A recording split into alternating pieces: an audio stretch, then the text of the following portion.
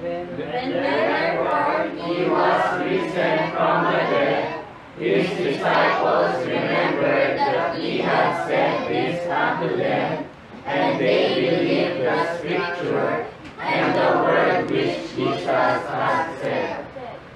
Now when he was in Jerusalem at the Passover, in the feast day, many believed in his name when they saw the miracles which he did.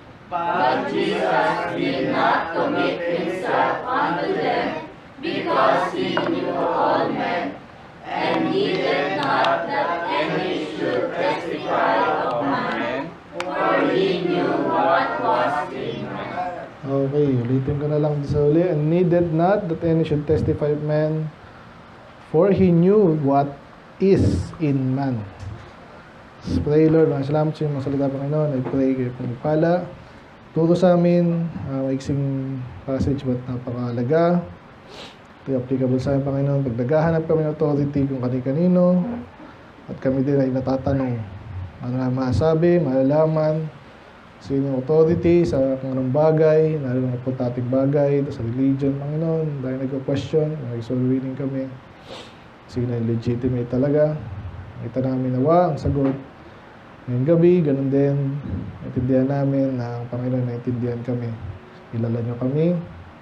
And therefore, aminin namin sa aming sarili, Panginoon, dahil para maturo kami sa tamang direksyon kung paano kami mag-decide, kung gagawin, hindi namin gagawin. Pag tinik namin kung ano yung pagkilala niyo sa amin at tama, mapabuti kami doon. So, makita namin itong araw nito ngayon, ngayong gabi. So, ilang po lang sa mga prayer request din po ngayon, yung magbigay ng mga taparan according to your will. Kaya malula natin. In Jesus' name we pray. Amen. Nakapo na po. Okay, tutuloy po natin yung chapter 2. Last week, review tayo. Ano yung title last week? The zeal of His house, of God's house. Pero yung ano muna, yung of course, yung una, Jesus, and the Word was made flesh. Chapter 1b is He which baptized with the Holy Ghost. Si Jesus din yun, no? Though si John the Baptist yun, pinoint niya tayo kay Jesus. Kaya ang subtitle ng Let us point the people to Jesus Christ. And then, last week, this chapter 2, yun yung Jesus manifested forth His glory. Doon na siya binaptize nga, no? Yan. Sorry, yung unang miracle sa Cana. The water to wine. Then last week, yung the zeal of God's house, importance of order in the church. So, napakahalaga na sa lahat. Marami tayo last week. Sana lagi eh. Ngayon naman, yung title po natin ngayon, last na po yun. Ang title natin is Jesus knew what was in man. Subtitle, Authority and Accession to Power. Medyo relevant to kasi itong ang sa diadem. Siyempre, yung tanong, yung dami nagtatanong, yung malay ko. So, yun, ando kasi yung question na yun, kung sino ba yung karapat-dapat, di ba? Eh, mas matindi pa nga ito kasi yung hari, kailan lang inaano ko rin yung mga history ng mga hari. Kasi, hindi ko alam, siguro dahil sa algorithm ng mga panood ko. Sa panahon ngayon, mga tao nagtatanong, may gera doon, bakit may gera doon? Sino magsasabi kung sino dapat magkaroon ng nuclear? Yung usapan dyan, ba't kayo meron kami, wala. Eh kasi kayo, ano kayo eh, galit kayo sa ganyan eh. Ba't kayo? So, sino ba yung karapat-dapat? Sino may authority, di ba? Naisip nyo na ba yun? Sana naisip nyo. Sa bahay, meron din. Pero hindi matatapos yan dyan. Okay, ngayon, sino nga ba yung, kasi alam nyo, ang Panginoon ay nagkatawan tao lang talaga din siya, no? Siya ay Diyos, pero hindi alam na tao yun. So kaya kahit siya, pag siya nag-preach, imagine nyo tayo, nag-soul winning tayo, di ba? Alam nyo, kaya dyan yung fear. Naintindihan natin yan, no? Sino ba to? Kaya lalo yung mga tandang, ano, mayaman, lalo, mayabang, sariling nga. Katulad yan, yung iglesia ni Manalo, show of force na naman yan. Alam nyo yung kabalita, di ba? So, kaya siya si Marcoleta ay tinipunterya daw. Eh, may, ano eh, may ebidensya eh. Kaya rally-rally kayo dyan, biglang. Kaya sino ba yung mag-asabing tama at mali? Naisip nyo na ba yun, mga bata? Dapat naisip nyo yun. Isa yan talaga sa ito, kahit mga anak mo, kunwari, sabihin niya, matulog ka na, ayun mo pa eh. Sino malusunod? Ngayon mag-aaral na natin. Lalo na si Jesus po dito yung tinatanong. Okay? So, meron tayong ano dito, summary. Sabay ko na ito, no? Yan po yung kwento dyan. Na ilang verse lang yan, no? Ilan? 7, 8. Mag-aaral na natin. Okay? So, Jesus knew what was in man. Ngayon, actually, pag tinignan mo dito, parang right after eh, no? Kasi nga, nagwala. Nagalit siya eh, di ba? So, kahit saan po yan, kahit sa social media, kahit saan, pag ikaw yung nagsalita, at medyo na-offend yung ibang tao, dyan na yan, labanan na yan, no? Sino ka ba para magsalitang ganyan? Bakit kayo, ano mo, ba't ka galing sa bakla? Sino ka ba? So in a way, ano yan, pataasan. Kaya sabi dito, then the Jews said unto him, what sign showest thou us unto us? Anong papakita mo sign? Seeing that thou, yun, kaya ano to talagang pagkatapos niya, bakit ka nagaganyan? Bakit ka nagwawala? Bakit ka naggalit? Bakit sinasabi mo si Jesus, ang Diyos ay tatay mo? So may point din naman, di ba? Kaya pag ikaw, pag nagpastol lala, questioning ka niya, sino ka ba? Kahit nag-soul winning ka lang, sino ba kayo? Kayo lang tama, mga ganun eh. Nakakuha niyo, ganda to. Kailangan natin to. Ngayon, iba naman tayo, iba naman si Jesus, di ba? Pero, kay Jesus muna tayo. Ano sabi niya? So, sa ibang tagpo, pansinin nyo na naman, nire-redirect niya po madalas, no? Kasi pag may mga maling tanong nga, ang hirap sagutin ng directly. Kasi kung bata, nagtatanong ng ano, alam mo, ang language yan, dito pa lang. Hindi mo yung sasagutin dun sa katapat nung tinatanong niya. Kasi wala, either hindi niya maintindihan o katisuran niya pa, sabihin pang mali. Ano man yan, no?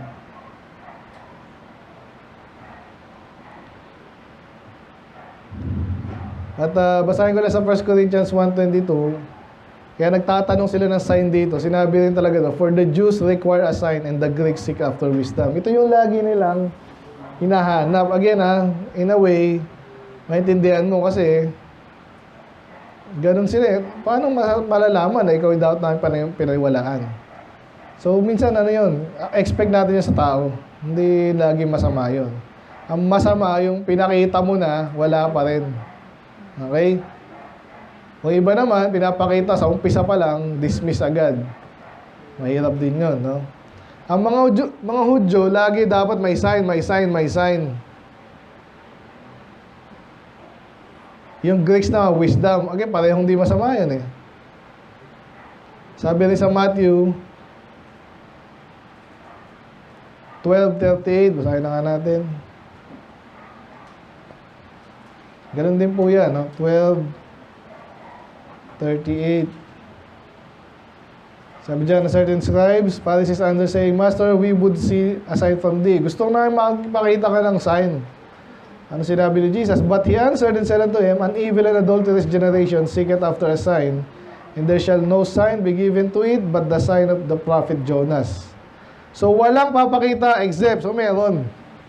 Di ba? Sinabi rin po yan sa sa Luke 11:29, and then sa Matthew 16:4, ganun din, a wicked and adulterous generation, dinagdagan niya. No? Bakit niya sasabihan pa na wicked and adulterous generation? So, pinapamukha niya. Hindi masama yung bakit, kasi ganito yan. Alala ko na naman si Pastor, parang ganun. Sa church daw, ang madalas maghanap yung mga sa giving, ha. Ay, Pastor, bakit wala tayong libreng sakay, kunwari ganun. Yung mga taong ganun daw, madalas sa experience niya, at ako din, nakikita ko rin, yung pa yung mga hindi nagbibigay baliktad. No? So, may insulto ka. Eh, ba't ikaw nagtatanong? Ganun daw, tapos yung mga ang nakikita sa church, kunwari, ano ba yung nakikita mo sa church? Yung ano bang example? Ayoko lang isang example Ayun na lang.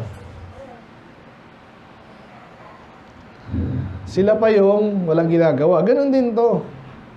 Kasi po, minsan, sino ba yung matututo? Ayan pala, yung gusto magtanong, yung nagbibida, madalas yung walang alam. Ganun. Ganun yan Kalimutan ko lang yung Dunning-Kruger effect ata yung tawag doon. Bakit yung mga tao feeling nila matalino sila? Ganun Kaya, ingat-ingat tayo dyan. May ganong umiiral na phenomena, no? So, kaya, I believe, yun ang sinasabi niya dito. Ganon din sa 11. Tingnan nyo, punta na sa Luke 11. Pag ganito ka paulit-ulit, di po yung nagkataon lang. Ayan. So, iba na naman to, ibang pagkakataon. Pero, ganun din, and when people gather to take together, they began to say, this is an evil generation. They seek a sign. And there shall no sign be given it, but the sign of Jonas the prophet. So, consistent, di ba? So, anong sabihin nung, ba't sinasabing evil generation? Kasi hindi sila katapat-dapat. Ang Diyos ang hahanapan mo. Parang yung nabanggit sa church, hindi siya nagbibigay, pero siya yung basta matala tayo ganito. Tapos walang alam, tapos siya pa yung makipagdebate, ganito yan ganito. Tapos ikaw yung, sige, pag tinanong mo, walang masagot. So sa case ng mga Hudyo, okay sana talaga kung bibigyan sila sign, kaso ayaw ng Diyos. Kasi marami ng sign sa kanila. Sagad na. Nasa kanila yung Bible, di nila binabasa, di sila nakikinig, natapos na kay Isaiah sa Jeremiah, Ezekiel, hindi pa, pero ganun din. Nagtatanong-tanong kunwari, hindi na masusunod. Jeremiah, nagtanong, hindi rin sumunod. Pero meron pa rin sign, yung sign of Jonas and the prophet. So, kailangan tayong pag-aralan ito. Ano ba yung Jonah? Ito lang tayo. Whereas Jonas was assigned unto the Ninevites, so shall also the Son of Man to be this generation. So si Jonah, alam na ginawa kanya, di ba? Siya ay nilamon, niluwa.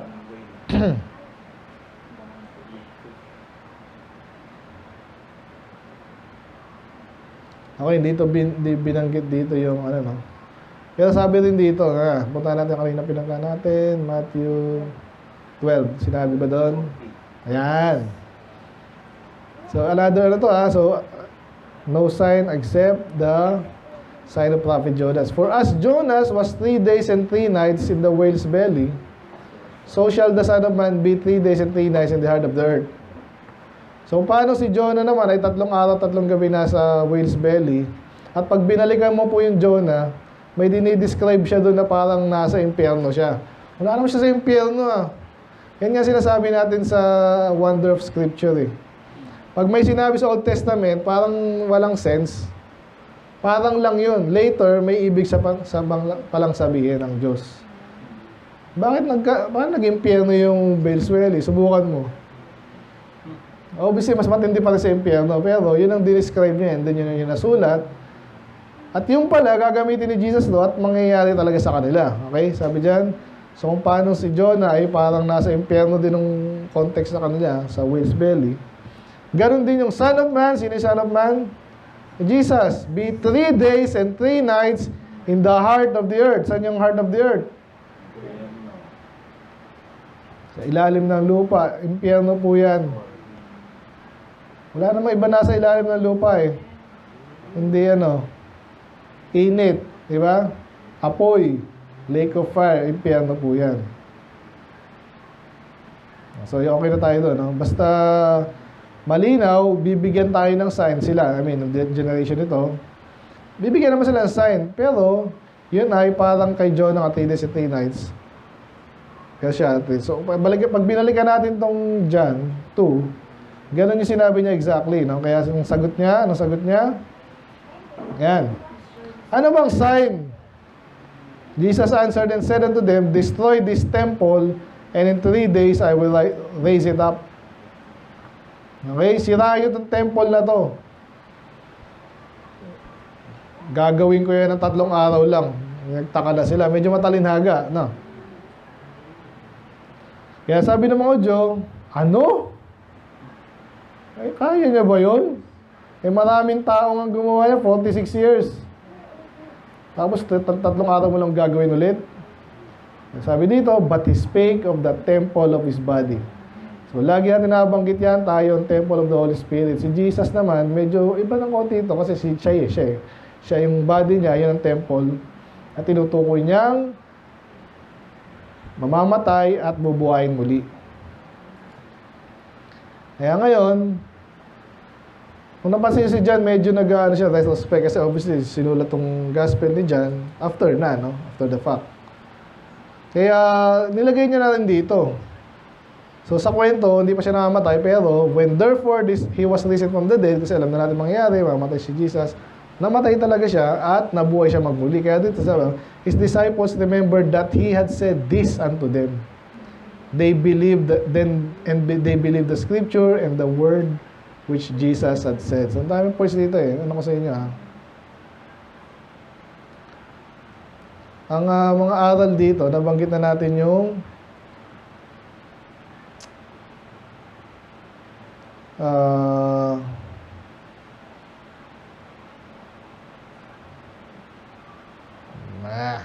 sobrang ako. Nabanggit na po natin yung historical context, no, na yung temple matagal ginawa. Pero ang totoo nun, siya nga yung katawan niya yun. Okay? So, anong relevance po nun? Yung temple sa mga Hudyo po talagang napaka-relevant niya sa kanila. Naalala niyo sa Jeremiah 7, Temple of the Lord, the Temple of the Lord. So, pinagmamalaki nila yun. Eh, lalo na nung panahon ni Herod, mas pinalaki pa yun. Eh. Diba? Kasi sinira yun eh.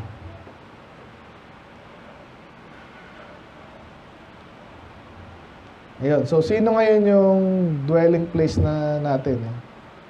Saan tayo nag-worship?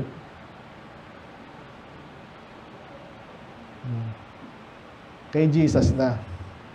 Kasi yung temple na tinasabi niya, dali ito. Yan.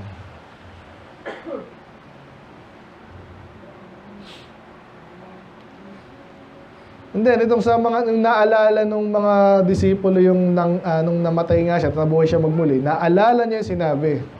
So, importante sa atin to eh. Alam niyo ba na ang sabi sa Bible, nang sabi sa John 14, di ba nag-pray si Jesus?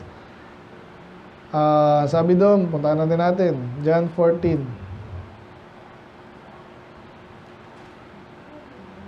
John 14. 26, nag-pray lang si Jesus, pero sabi niya, but the Comforter, which is the Holy Ghost, whom the Father will send in my name, pag siya'y nawala na, yung Comforter, isesend niya, He shall teach you all things, and bring all things to your remembrance, whatsoever I have said unto you. Perfect example, di ba? Sinabi niya, destroy this temple, hindi niya in-explain ng panahon na yon.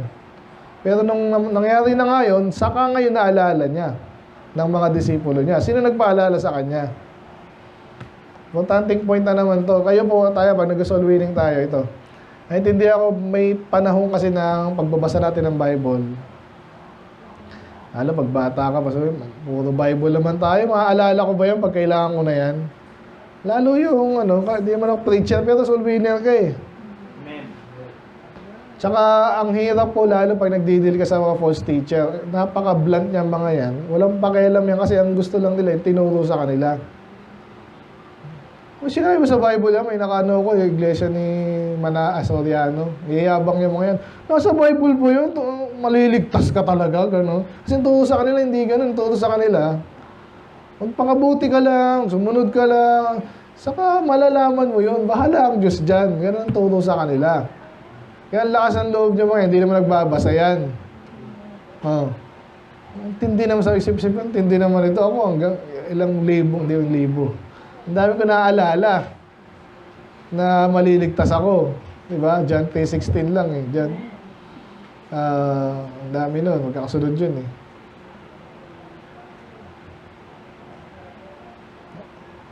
Acts 16:31. Diba? Ano pa? John 5:24. Pinakamatindi siyempre yung 1 John 5:13. Dami eh. Puro save, ligtas tayo. Hindi being saved. So, ano nyo lang yun? Maaalala nyo yan. Kasi again, kahit pansinin nyo po yung mga sinabi ni Jesus, limitado to. Ang dami niya sinabi. Pero parang kulang pa rin pag isipin mo, anong sasagot ko dito? Aralin mo lang, and then, ang Holy Ghost, ang Holy Spirit magpapaalala sa inyo. Okay? And then, nabanggit natin kanina, yung resurrection niya, talaga naman napaka-importante nun. Hindi naman araw-araw nangyayari yun. Now, meron nga siyang binuhay, namatay, si Lazarus, and si anak ni Jairus, at meron pang iba, no? Yan, pag ikaw na yung namatay, tapos binuhay mo sarili mo, kakaiba yun. So, kaya yun ay fulfillment ng prophecy na malinaw eh. Basahin natin natin, no? Sabi niya, ang sabi ni David about him. Okay? So, again, inano rin sa Acts to, no? So, si David lang po ito nag-aano dito. Kaya nabanggit ni David dito, for thou wilt not leave my soul in hell. Ang ganda pala na gano'n yung dalawang hell, no? Yung kanina sa Jonah, yung mga proof text natin sa hell, no? Si Jesus ay napunta sa impyerno, hindi dapat, pero siya napunta. Ito na naman. For thou wilt not leave my soul in hell. Ang pangako daw niya kay David, kanta lang po ito ni David, pero ito prophetic. Hindi mo iwanan ang aking kaluluwa sa impyerno. Amen. Hindi mo ahayaan na ako'y siya, Holy One, to see corruption. Hindi siya mabulok. Okay, so ang linaw, no? Napunta talaga sa impyerno, pero saglit lang, 3 days eh. So sa 3 days po, hindi pa po na, base naman nakakalam science yan. Alam ko 4 days eh. 4 days, nalaagnas na yan. Kaya si Lazarus, di ba, ilang days si Lazarus? Ilang days si Lazarus nun? 4 days.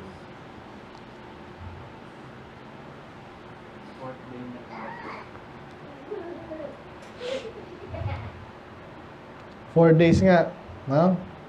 Sakto, di ba? Pag 4 na araw na yan, nangangamoy na, nag-umpisa na nangangamoy na. Si Jesus naman, saktong 3 days, no? Anyway, hindi naman nahayaan ng Diyos na mabulok talaga siya, no? So, ayun. So, naalala niya. Ang gandang points ito. Kaya ganito yan. Kaya yung napansin ko po sa mga hindi lumalago masyado, ganito. Hindi kasi rin nila binibigyan ng time eh. Kaya ang hirap ng ginagawa natin, ako, especially, hindi ko nung gusto ko yung tumangan lang sa sinasabi ko lang at ngayon na, at alagad-agad eh. Hindi ganun, walang ganun eh. Sige, pupunta ako sa church nyo, pakita mo nga sa akin, ganyan-ganyan. Pabira, wala ako. Kaya nga tayo, maligtas muna yung tao kasi hindi rin niya maintindihan eh. Paano laman, ano may history, kailan lang nag-start. Hindi ganun yan. Kaya, ang maganda dito sa mga disipulo niya, alam na natin, di ba? Nagtiyaga rin kasi itong mga to. Kaya later, pinalakas sila ng Panginoon, spiritually, sila yung nag-apostol, siyempre, nag-preach. Isa to sa mga nangyari sa kanila na dapat din natin gayahin, no? Paano ka maniniwala talaga kung wala kang, anong papaalala sa iyo ng Holy Spirit, di ka nagbabasa? Wala, ano mapaalala sa'yo? Ano, itatanim niya, i-inject niya yung... Hindi ganun ang Diyos kung mapansin niyo. Hindi siya ganun. Ang papaalala niya, yung nalaman mo na dati, maaaring nakalimutan mo, pero pag eksakto sa moment na kailangan mo yun, doon niya gagamitin yun. Men, kaya again, lalo sa soloin na yun, ingat-ingat kayo, huwag kayo mag-invento out of the blue.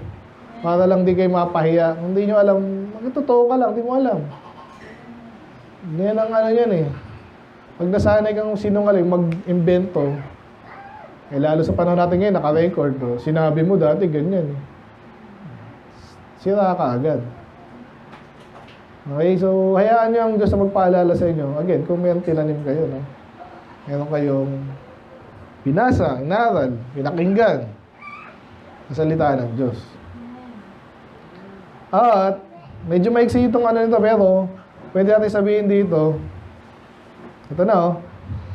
So, ba naman. Okay, so nung nagsalita siya, again, di pa nga nangyayari ito. Itong 22, advance to. Pero tingnan natin sa 23, and now when he was in Jerusalem the Passover, the feast day, many believed in his name when they saw the miracles which he did. So, di sinabi kung alin doon. Doon na siya siguro ibang miracles pa. So, positive, no? Naniwala sa kanya. Pero, sabi dito, but Jesus did not commit himself. Ano yung commit? Katiwala, di ba? Kaya ito, naalala ko na sa dahil. Pag ano yan, pag sinip niya na yan, na yan. Kaya crucial po yung ano, pwede natin sila doon. Napaka-crucial ng ilang linggo yan. Siguro, at least isang buwan yan. Yung kailangan magmadali. Kung paano masaya-set up yan, doon nakadepende kung ano mangyayari for the next ilang years yun, dekada.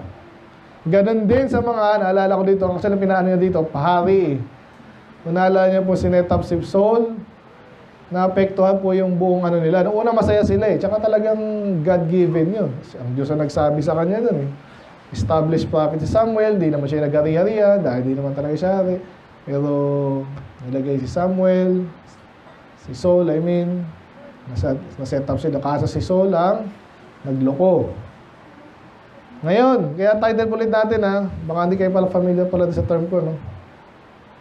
Ito talaga yung term po sa magiging hari. Itataas ka. So, subtitle natin, authority and accession to power. Pag sinabing accession, alam niyo naman, yung hari namamatay. Sino ang hari ngayon sa England? Ano hari? Si Charles the Ewan. Ilan? Charles ano ba? Basta Charles Ewan. Sinabutan pa natin si Elizabeth. No? Okay, matanda, namatay. So, ngayon, accession to power yun. Sabihin, siya na yung hari ngayon.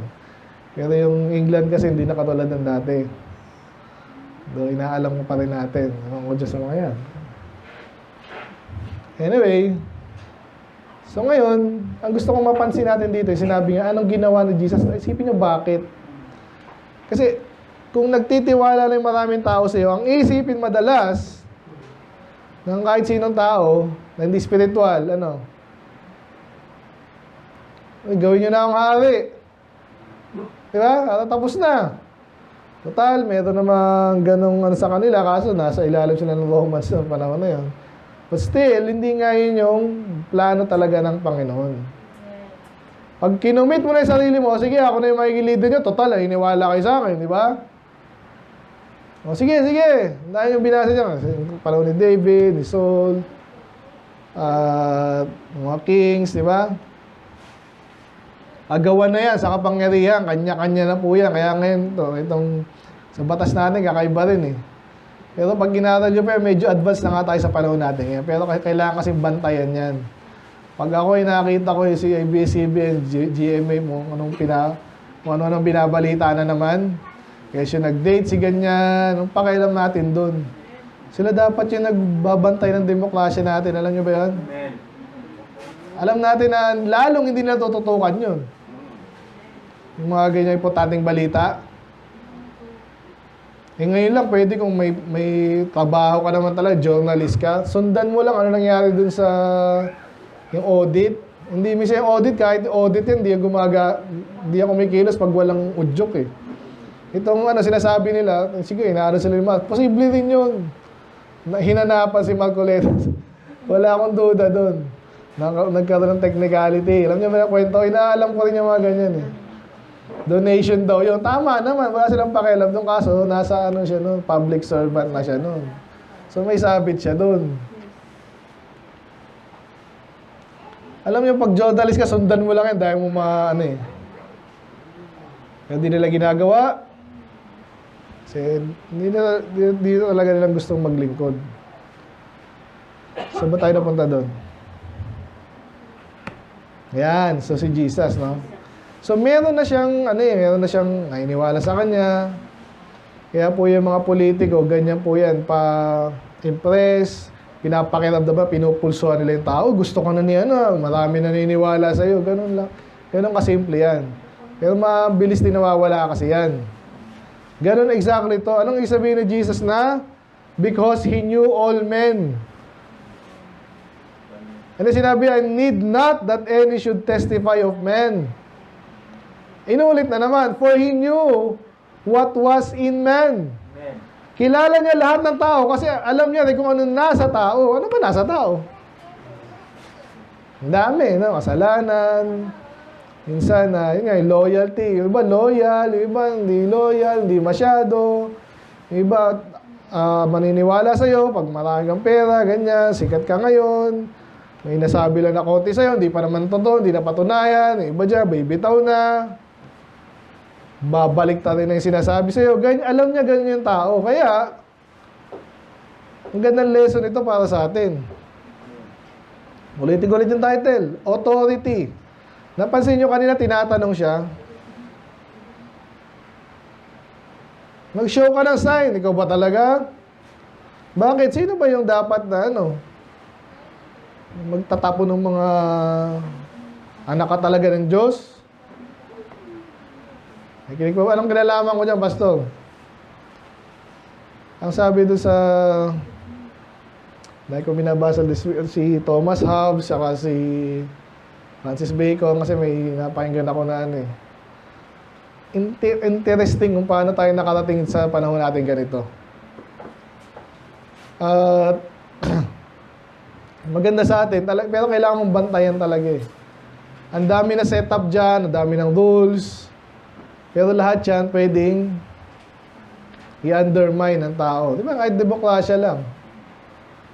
Supposedly, wala nang uupo dyan na loko-loko eh. Ba't kasi tao mamimili? Ang tanong, alam ba natin pipiliin natin? Kung may access sana tayo dyan, itong taong to, ito yung kanyang, salin na lang eh. Kaya nasilip din si Marcoleta, di ba? Ba't mo hindi nilagay? Public servant, binigay lang eh. Lialagay mo pa rin yun. Ikaw yung dun eh.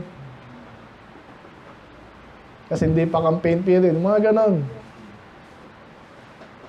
Okay pa ba kayo? Basta wala akong kinalaman dyan, bata pa ako. Niwala kayo, nung ako third year pa lang high school, fourth year. Grabe na politika sa amin eh. Sa panahon nyo, sa palagay nyo, iba kayo. Ganun din kayo. Kaya iisipin nyo na yan, ganyan. Sino may karapat-dapat, ganyan. Sino magaling? Sino? Ngayon pa lang, alamin nyo na.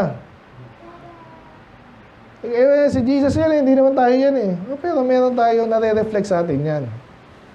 Gusto ko sabihin dito eh. Yan, so sa gobyerno na lang natin, ano yung kailangang sign na ikaw yung karapat-dapat? Madalas natapos ka ba? May natapos ka ba? May nakaduksong ba sa pangalan mo? Yan, di ba? Ang pera, of course. Minsan, apelido. Yan. Yung iba, pag may nakaduksong na sa pangalan mong napakaraming letra, takot na agad yung iba. Di ba? At ba't sinasabi ito? Kasi nga, mamimili tayo kung sino susundan natin eh. Itong iglesia ng Manalo naman magpapaano yan, paramihan yan eh. Parang yung second day ata, wala. Ngayon, Kaya tinatawanan sila. Ganyan ang tao. Now, ang paramihan ba? Yun ba yung pwede mong pagkuhaan? Derive mo na ito yung totoo kasi marami sila? Minsan, diba? Kasi naniniwala doon, kaso pag ganyan, hinakot lang. Dahil alam nila kung totoo yung member nila. Pakita natin sa kanila, kaya tayo kalakas. Surprise pa daw yun, ha? Kaya galit na naman yung mga tao. Hindi man lang nagsabi. Pakita namin sa kanila. Kasi pag ganyan po nagkaroon ng traffic yan, ang laking epekto niyan. According to sa report. Kaya hanggat maaari, tumitiklop yung mga ano niyan. Kung mag-rally doon sa pumapapil na naman sa isko. Okay naman yan mga yan, disiplinado naman eh. Kaso traffic pa rin eh. Ba't nasabi ko yun? Kasi yung pag-determine kung sino karapat-dapat, sino yung dapat natin sundan, sino yung dapat nating pakinggan, sa buong buhay natin, andyan yan. Sa hirap, ang hirap ng ginagawa ko ngayon, alam mo bakit? Ang maganda sa akin dito, ang backup ko kasi Bible, kaya hindi ganun kahirap. Hindi lang yan, mahirap, kasi maniniwala ba lang kayo dahil sinabi ko lang. Nakita niyo yan? So, ano na sagot dyan? Maiksi tayo ngayon. Gayahin natin si Jesus. Yung iba sa inyo, mang-uuto lang yan. Papasweldoin kita ng ganyan, ha? Pero meron yung may string yun. Okay? Ba't kaya pinasweldo ng malaki? Wala naman akong alam. Kasi ikaw pala yung gagawin nilang pon. Yung mga politiko, pon lang yung mga yan eh. May humahatak din sa likod. Intindihan niyo, may sinusunod dyan. Mga mayayaman nasa likod. Sige, pag hindi ka na susuportahan next election. Wala ka, alam naman nila, wala ka ng pera eh. Autista ka lang eh. Mga politiko. So, ganun din na yan sa mga kapastoran eh. Inisip ko na, ba't takot magsalita itong mga to? Isip ko lang. Bakit panay ang baw doon sa isang siya sinabi niya na may pula siya doon, tapos pagkaharap niya, ayaw niya ng Ba't kaya? Sino yung authority mo? Kanino mo ikukumit yung sarili mo? Si Jesus, ang dami na naniwala sa kanya, ay, ako dyan. Hindi ako kukumit dyan. Kasi ganito pa yung pahiyaan din yan, no? Pag ikaw ay kinumit mo, hindi nagkaloko-loko dahil iba-iba pala yung utak nitong mga taong to, sino mapahiya? Hindi ikaw din. Ito si Trisha nga, di ba? Mayroon kang blessing yun kung totoo, di ba? Basta wag kanyang i-manipulate. Kaya naalala nyo sa halala tayo eh. Yun lang naman ang prinsipyo ko eh. Ang sabi niya, gawain ng Diyos. O di okay. Hindi kayo dyan. Sabi pa ka doon, support pa tayo monthly. Okay, salamat. Nag-commit ako doon. Tayo. Ngayon, hindi pala maasahan. Lugi. Di ba? Pero, yun nga, hindi naman luging-lugi. So, si Jesus, hindi siya pwede magkamali kasi. May gusto pala sabihin dito, nung panahon ni Jesus ay nasa katawang tao, hindi niya alam lahat ng bagay. Yun ang dito. Kaya, matututo tayo dito sa mga ways niya. Bakit niya hindi siya nag-commit dito? Nakikinig po ba kayo? Tao po siya, hindi niya alam lahat. May mga bagay din na parang hindi niya malalaman, pero alam niya. Nabanggit ko na dati sa inyo, to experience. Yung mga bagay na katulad yung pag soul winning ka, ngayon mo lang na-meet. Paanong approach na gagawin mo? Diba? May mga clues dyan. Pag lagi mo nang ginagawa yan, ang karamihan naman tao, pag alam mo ng Katoliko, alam mo, wala yan. Okay? Sumusunod-sunod lang sila doon, hindi sila nagtatanong, kasi wala rin silang matatanong. Ganyan, madalas. Okay? So, pag-iglesia ni Manalo yan, parang ganun din. Yung iba. Yung iba doon, pag nataniman talaga, Medyo may tanim yun, na kasi bawal kami ganyan eh. Anong atake doon? Siyempre, question mo sila, ba't pag-aari ka ba nung ano nyo? Ba't bawal? Bawal ka mag-isip? Gano'n. Huwag ka masyadong asarin na ano. Pero parang gano'n na dapat approach doon eh. Ano bawal kang mag-isip para sa sarili mo? Dahil, gano'n. So, paano ko nalaman na gano'n approach ko? May mga bagay na nagpapaalam sa akin. Pag paulit-ulit na, pag ganitong profile niya, pag Iglesia Manalo, may profile ka na doon. Nakakasunod pa ba iba? So, ganun din si Jesus here. Basahin ulit natin. Marami nang naniwala sa kanya. Sabi niya, many believe in His name. Kaya hindi siya nag-commit. Hindi niya nilagay yung baraha tuloy. Kasi yung ano eh. Alam niyo ba yung baraha?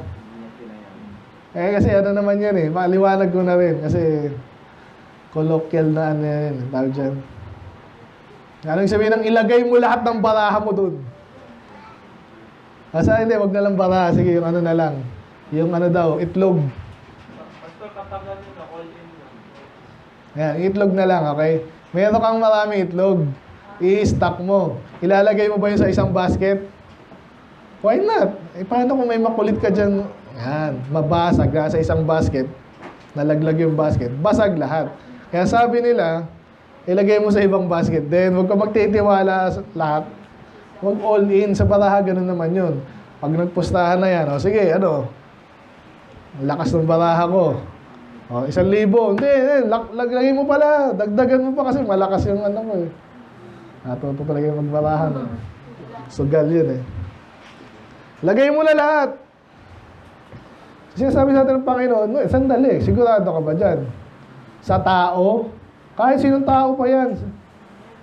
May kinalaman to lalo sa kaligtasan din. Pwede nang i-relate dun eh. Pastor, sino ba yan? Oh, magaling yan eh. Alam niya yung Bible. Pero gaano ka alam? Lahat? So, kapag gagawin tayo, siguraduhin natin yung ating, i-commit natin yung ating sarili, kung ano man yan. Pera, pagod, trabaho, tiwala. Kanino dapat? Saan pa magkakatiwalaan? Si Jesus hindi nagtiwala sa tao. Yung mga tao kasi pabago-bago. Iba naman, ang daling lokohin. Ang daling, pag hindi naturuan yan, ang daling ang manipulate. Kaya naalala ko naman sa tayo, ang hirap yan. Ang hirap no. Basta-basta yun. Dito sa atin, ganun din. Iba sa'yo, pag nagtrabaho na kayo, iisipin nyo rin yan. Mag-stay ba ako dito? Tatagal ba ako? Lipat ako. Kasi may kalayaan naman tayo. May problema. Pag lipat-lipat ka rin, para kang tipaklong. Ganun din sa church. Pero, ano ba? Sino ba? Kanino ka ba gitiwala? Sa tao? Sa policy? May mga gandang bansa. Sabi nila, kaya nagko-commercial yung mga yan minsan eh. Dito ka na tumira, kung may pera ka, dito ka na magano. Eh sino magsasabi na ito yung tao na magaling talaga mapagkakatiwalaan, bansa man yan. Isang bansa pinakamagandang magstay daw ngayon. Hindi sa Pilipinas, di ba? Hindi, may nagsasabi sa Pilipinas, depende nga sa kalagayan mo, mapera ka na. Maganda daw sa Pilipinas, mura daw, pagkain daw. Daw ha. Diba naman, nakalimutan ko yung bansa sa Europe. Letter L, umpisa. Lithuania, di ba? Paulit-ulit yung sa ano eh. Kesyo, napakayayaman daw ng tao dun. Paano ka pupunta dun? Meron pa nga ano, binabayaran pa daw. So, ang dami. Sa course nyo na lang. Naku, nursing. Nursing. Tuturok-turok ka lang. Laki daw ng sweldo. Siyempre yung mga, okay ako, hindi ako masyado matalino. Tuturok lang ako. Okay na yon. Pag nag-commit ka rin dyan, yun na yun, sarado na yun. Alam ka nang patalon-talon ka. Nag-nursing ka, gusto mo palang mag-IT. Ang hirap no, kaya may kilala akong gano'n. Kaya magaling talaga mag-program. Hindi nyo ba, nag-aaral ka ng teacher, gusto mo pala maging marketing. Yung maganda sa sales, kahit talaga saan ka nang galing, pwede yan. At yung mga kilala sa dati, gano'n naman sa sa bangko. Kasi bangko, ano ba kailangan mo doon? Ano din, magbenta ka lang din doon eh. So, kanino ko magkukumit? Yung iba, anak ko, matalino ako. Oh, sa'yo pa rin yun, di ba? Yung iba, may gano'n, kahit ako, may idea akong gano'n. At minsan, pinifeed pa yan ng mga ng school. Mga Pilipino, mga galing yan. Ay, naalala ko si daddy, mga kwento ni daddy. Mga Pilipino, mga galing. Kita mo sa Saudi, mga magaling to talaga Pilipino. Naalala pa na yun? Totoo pa rin ba yun? Hindi na. Totoo pa rin. Okay, well, anyway, totoo naman. So, commit mo na yun doon. Basta matalino ako. Kahit umalis ako ng church, magiging napalain ako. Kaibigan. Yan, parang kaibigan. May kilala rin akong ganun. Talaga solid sila. Nagtutulungan naman talaga. Problema, meron something sa tao. Hindi ko kayo pinagdududa, huwag kayo magtiwala sa tao. Sinasabi dito, yan ang mismong sinabi, ayan ang judgment ni Jesus eh. Hindi siya nagtiwala sa tao. Alam niya kung ano nasa tao. Amen. Kahit pa, para magiging hari na siya. Kaya ito tayo magtiwala.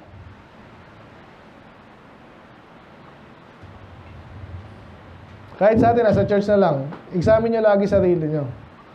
Bakit ako nasa church? Dahil lang ba, kay ma'am, kay Brad, diba? O paano pag nag-backslide dyan? Yun ang problema nila actually doon, pero may mga galing doon, may nag-ano na rin. Sabi, kahit sinong pastor dito, mananatili ako. Okay din, no? Okay din, nakaka-encourage yun kasi iba talaga matatakot din eh. Anong ganyan ang condition nyo? Tapos ako, anong gagawin ko dyan? Kaya, pusin na natin. So, kanino tayo dapat magtiwala? Ang daling sabihin sa Panginoon. Ay, ang dami kahit pastor minsan. Kaya kitiwala sa Bible. Okay, basahin natin. Alam mo ba, ganyan yan? Nakita ng ang linaw na, may pag-asa mo ba yung mga bakla? Example lang yan, ha? Sinabi dyan, Romans 1. Hindi ganyan yung mga Calvinist, ang titigas nun. So, nagtiwala ka ba talaga sa Diyos? Lalo ito pala, sa kaligtasan din. Ang daming, ang hirap paniwalaan na, ano man ang palataya ka lang, maliligtas ka? Posible naman yan. Kung ganyan yan, ito, meme na naman to eh. Kung maniwala lang, maliligtas na, lahat na maniniwala. Diba? Narinig niyo na ba yun? Ang dali naman yan, dapat lahat maniniwala. Ikaw nga, di ka naniniwala eh. Oo nga, no? Yun ang totoo. Kasi ang tao may something eh. Yung iba, ma-pride.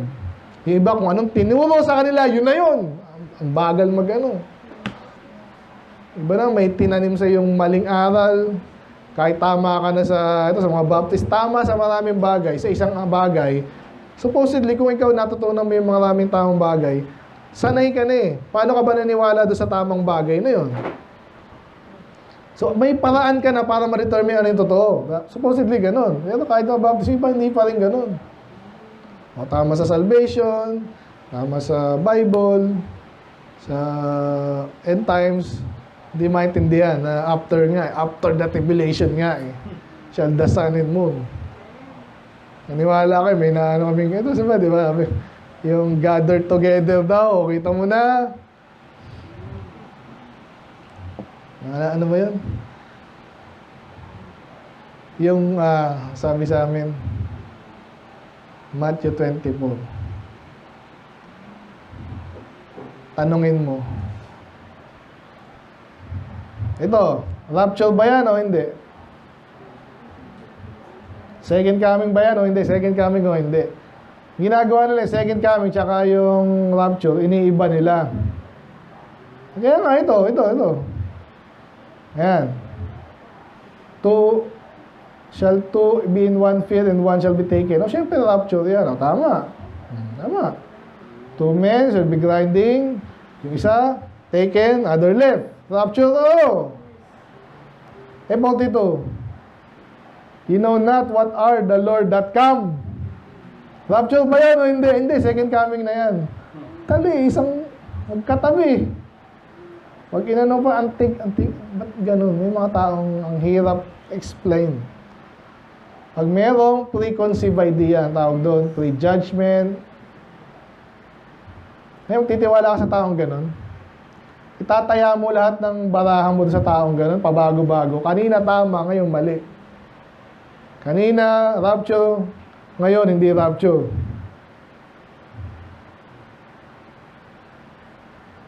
Kahit tayo, dito. Sa palagay niyo ba ako umaasa na forever? Sana, no? Forever, andito kayo. Yung forever, hanggang ano nga. Sino mauna sa atin? Sana si Rain, hanggang sinong mauna, andito. Amen? Brother James, sana andito to. Jana, mag-asawa na, maglola na. Sana andito. Pero sa palagay niyo, tataya ko yung ano ko doon. Yung tipong magkukwit na ako pag umalis kayo. Hindi na. Hindi ako magaganon. Kayo din. Lalo na kayo, pinangakuha naman kayo, di ba? Ay, mga nagbibinata na itong mga to eh. Baka, kunwari lang. Kunwari si Joshua, kunwari sinabihan si... Sino ba? Kunwari lang ha. Sino bang dipikon dito? Ito, kasi may jowa-jowa kanina. Tsaka mga post mo ha. Kunwari pinangakuha ni Joshua si si Jackie. Pareho naman kay Jay. No, Jackie, pinag-pray kita. Kahit anong mangyari, tayo ha. Si Jackie naman, naniwala naman. No, sige. Nagkataon na ito, may nakakilala sa college. Nakakalimutan ngayon. Ang tanong, mag-stay ka pa rin ba sa church? Niloko ako ng tao dyan eh. Anong kinalaman ng church doon? Pero may nangyaring ganon.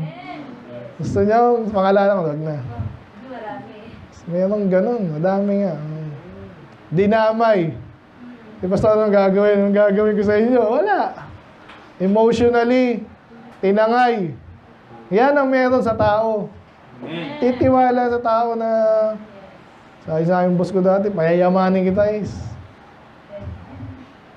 Gano'ng kayaman ang mayaman. So in the end, i-evaluate din natin sarili natin.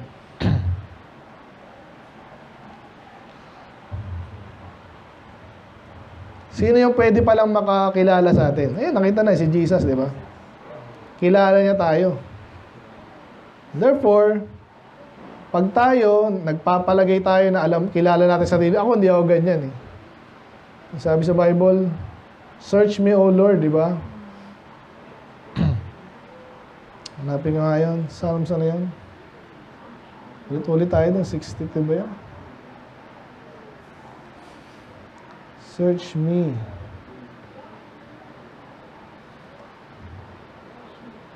And know, ano yun?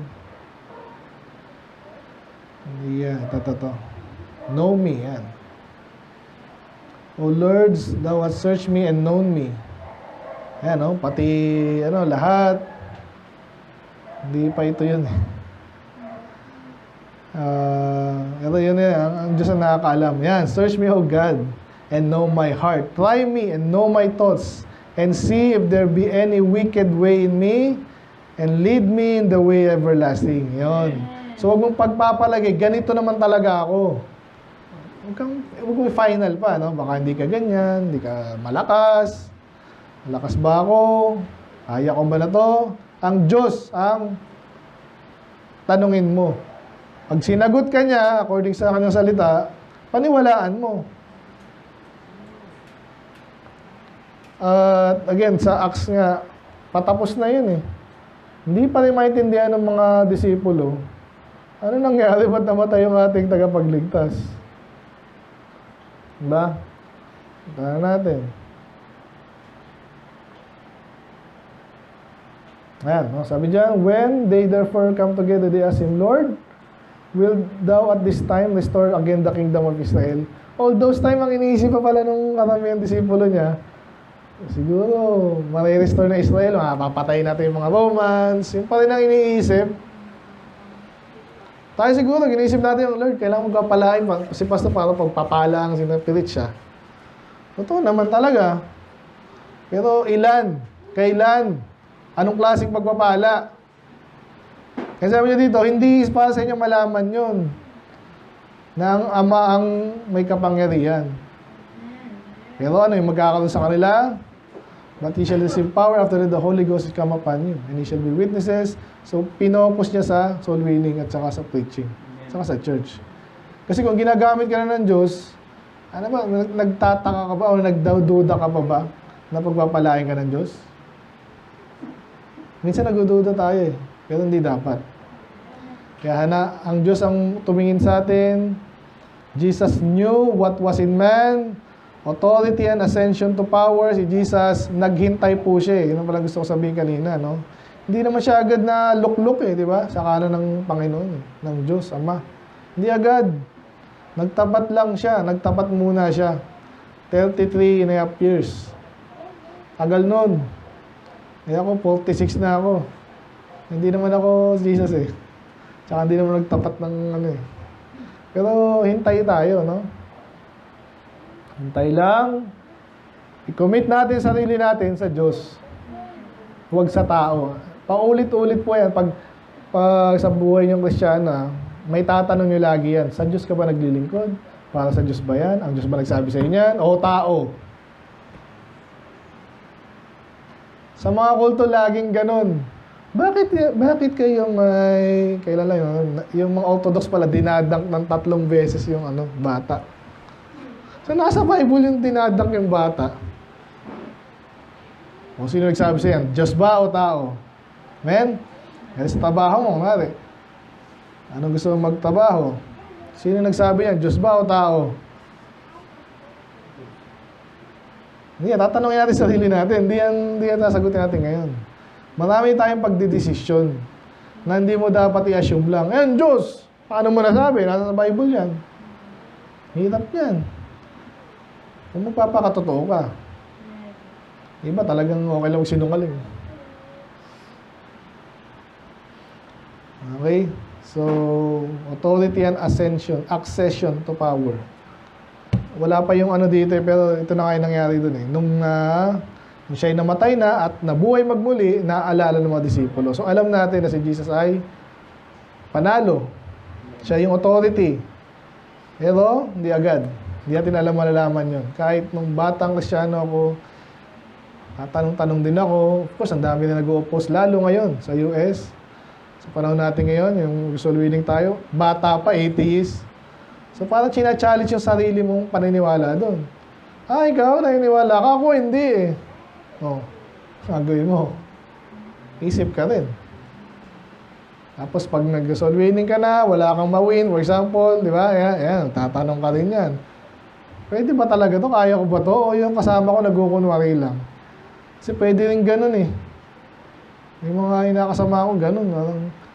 Puro Panginoon, Panginoon. Pag tatanggapin natin ng Panginoon, tayo sa langit. Amen. O, sige po. Bye-bye. Ganun.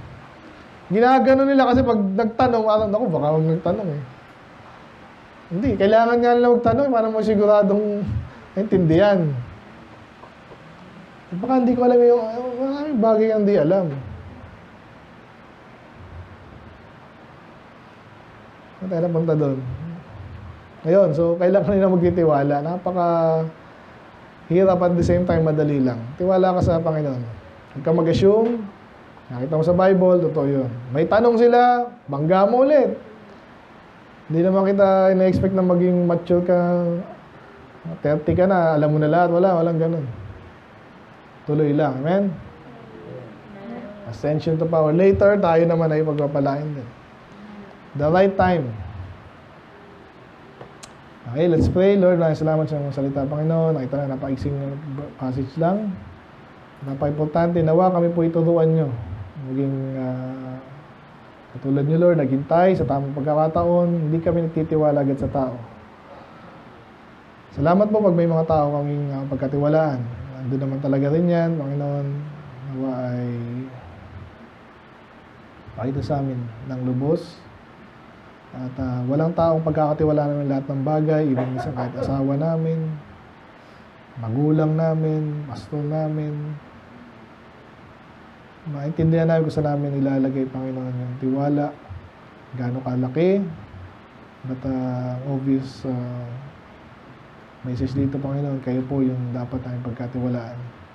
Yung salita. Alanin mo yung mga nalangin namin kanina, Panginoon.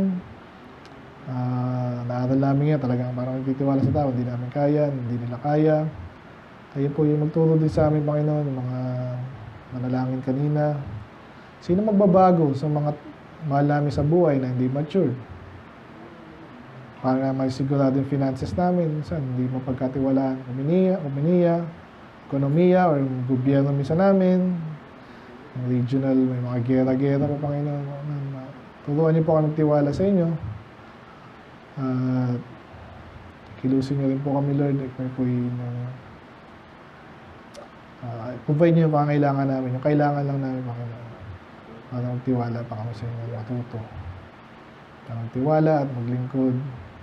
At later, Panginoon, pinakadakilang gawain, soul winning. Yung mga takot pa, Panginoon. Nahadlangan, Panginoon. Bigyan niyo rin kami ng tapang, Panginoon. Bigyan niyo kami ng mga tao na kakayanin namin at the moment, Panginoon.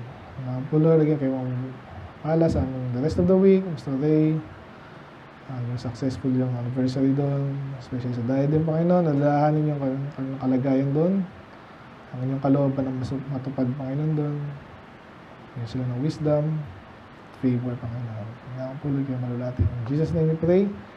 Amen.